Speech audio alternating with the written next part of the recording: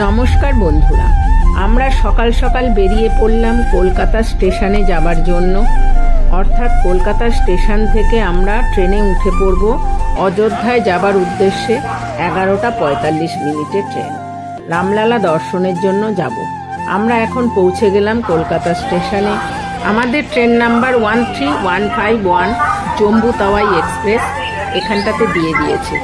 তার জন্য আমরা চলে যাচ্ছি প্ল্যাটফর্ম নাম্বার 3।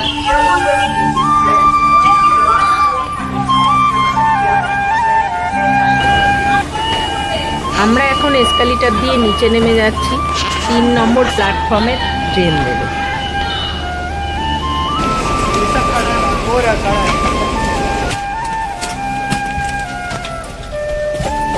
আমরা এখন ট্রেনে উঠে পড়লাম। ট্রেনে উঠে আমাদের সিটে বসে গেলাম।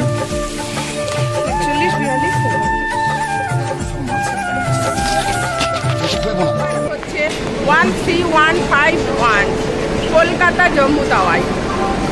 আমাদের কোচ হচ্ছে B1। আমরা অলরেডি জিনিস নিয়ে উঠে পড়েছি ওপরে, বুঝেছ? এটা হলো কলকাতা স্টেশন। দেখো, আমরা এই ট্রেনটাতে করে চলে যাব অযোধ্যায়, রামলালার জন্মস্থানে। ট্রেনের বাথরুমটাও একবার দেখে নাও, যদিও বা খুলে দেখাতে চাইছি না, পরিষ্কার আছে। চলো, দেখেছো? দেখ, খুবই পরিষ্কার। আমি আর বাথরুমের কাছে যাচ্ছি না।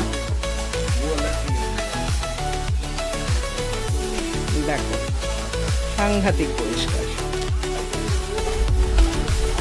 ট্রেন ছেড়ে দিল পাক্কা 11টা 45। বুঝেছো? কালকে আমরা পৌঁছে যাব অযোধ্যা, রাম জন্মভূমিতে। দক্ষিণেশ্বরের ব্রিজ।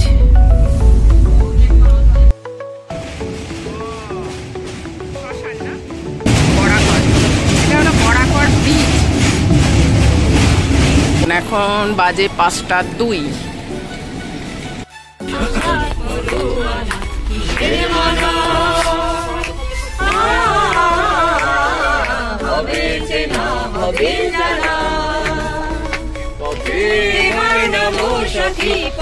এত সুন্দর গানের গলা যে আমি আর থাকতে না পেরে ওদের সামনে গিয়ে বসেই পড়লাম।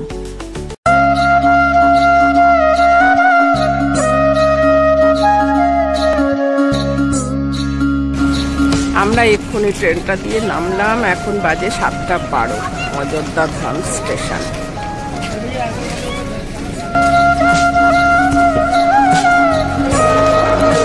দেখো, এখানে এখনো কাজ চলছে। এখানে এটা অযোধ্যা ধাম স্টেশন, কাজ চলছে। এখানটাতে হচ্ছে লিফট। এই লিফটে করে ওপরে উঠে এলাম। এখনো অনেক কাজ বাকি, কিন্তু কিছু কিছু জায়গা কমপ্লিট হয়ে গেছে। যেমন ওপরে লিফটের থেকে ওপরে উঠে ওটাও বেশ কমপ্লিট হয়েছে। নিচেরটাও অনেক কমপ্লিট হয়ে গেছে। প্ল্যাটফর্ম বাকি আছে।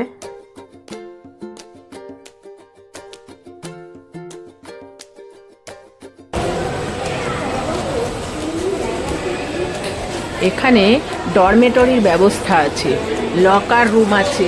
এছাড়াও ঘন্টা প্রতি 20 টাকা করে খুব সুন্দর বসে থাকার জায়গার ব্যবস্থা আছে। কেউ যদি একা আসে রামলালা দর্শন করতে, এখানে তারা লকার রুমে ব্যাগ রেখেও তারা সারাদিন অযোধ্যা ঘুরে আবার রাতে ট্রেন ধরে বাড়ি চলে যেতে পারে। ব্যবস্থাগুলো খুবই সুন্দর।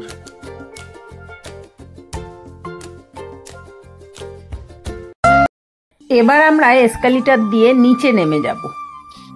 এখানে এসে হাতের কাজ করা কাঠবিড়ালিটাকে দেখতে পেলাম। কত সুন্দর কাঠবিড়ালিটা।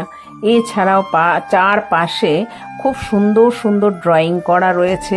প্ল্যাটফর্মটাকে অতি সুন্দর করে সাজিয়ে তুলেছে। এই জায়গায় অনেকেই সেলফি নিচ্ছে। এরপর আমরা এক্সিট গেট থেকে বাইরে বেরিয়ে গিয়ে হোটেল খুঁজব। অযোধ্যা ভ্রমণের প্রথম পর্বটি এখানে শেষ করলাম।